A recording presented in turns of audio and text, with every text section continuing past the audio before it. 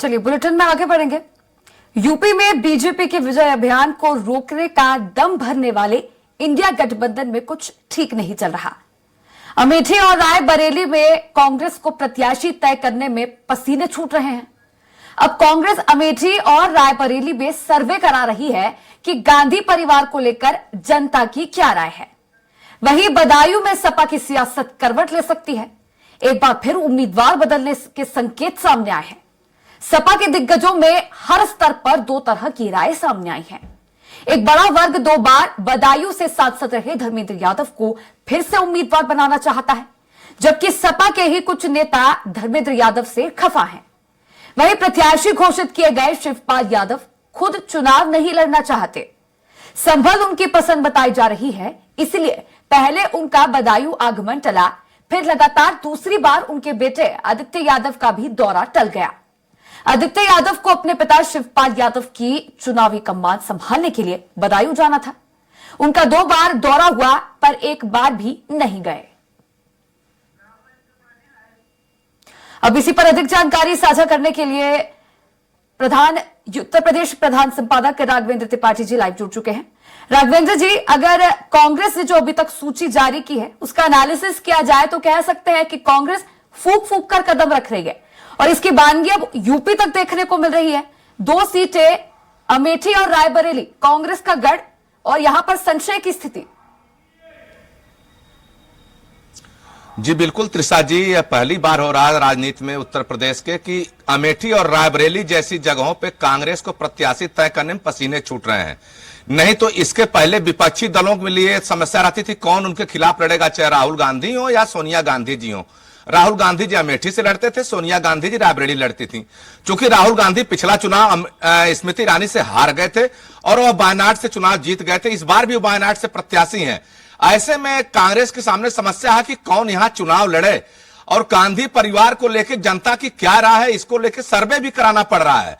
इसके पहले माना जाता था कि गांधी परिवार के सामने अमेठी और रायबरेली में कोई दूसरे दल का प्रत्याशी टिक ही नहीं सकता, और आज स्थिति हो गई है कि क्या गांधी परिवार को लेकर रायबरेली और अमेठी की जनता मुतमईन है, क्या इनका साथ देगी, इसको लेकर भी संशय है।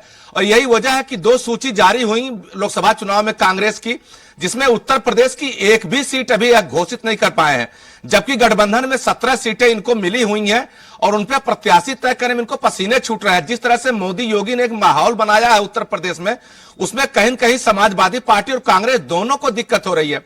अब बदायूं समाजवादी पार्टी का गढ़ रहा है। धर्मेंद्र यादव अखिलेश यादव के भाई लगते हैं, वह 2 बार वहां से सांसद रहे हैं, लेकिन पिछला चुनाव भारतीय जनता पार्टी की संघमित्रा मौर्य से चुनाव हार गए। इस बार उनका टिकट पहले हुआ, बाद में काट दिया गया। फिर अखिलेश यादव के चाचा जी शिवपाल यादव को प्रत्याशी बनाया गया। शिवपाल यादव खुद नहीं चाहते हैं कि वह बदायूं से चुनाव लड़े।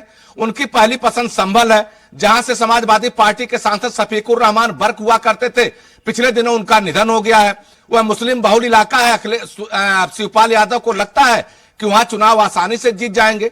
तो कुल मिलाकर जिस तरह से इंडी गठबंधन बार बार कह रहा था कि मोदी को सत्ता से बेदखल करना इस बार, और उत्तर प्रदेश से ही दिल्ली का रास्ता तय होता है। उत्तर प्रदेश में 80 सीटें हैं।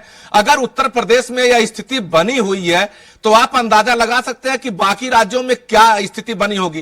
क्योंकि उत्तर प्रदेश में अगर 80 सीटों में भारतीय जनता पार्टी ने 80 सीटें जीतने का लक्ष्य रखा है।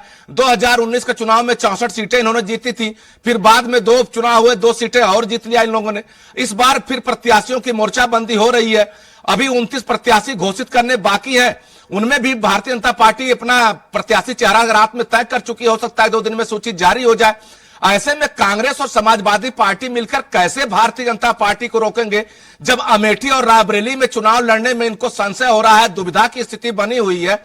तो आप अंदाजा लगा सकते हैं जो 17 सीटें और कांग्रेस को मिली हैं, उनमें किस तरह का चुनाव होगा, किस तरह से प्रत्याशी चयन करेंगे। सबसे बड़ा सवाल यही है। समाजवादी पार्टी भी अपना डंका पीट रही है कि हम पीडीए के भरोसे चुनाव में भारतीय जनता पार्टी को हरा देंगे, लेकिन जब बदायूं जैसी सीट पर शिवपाल जैसे बड़े कद्दावर नेता चुनाव लड़ने में आनाकानी कर रहे हैं, तो आप जमीनी हकीकत को जान सकते हैं कि किस तरह से इन दलों का जमीनी जो वोट बैंक तैयार है, कितना ये लोग मुतमईन है।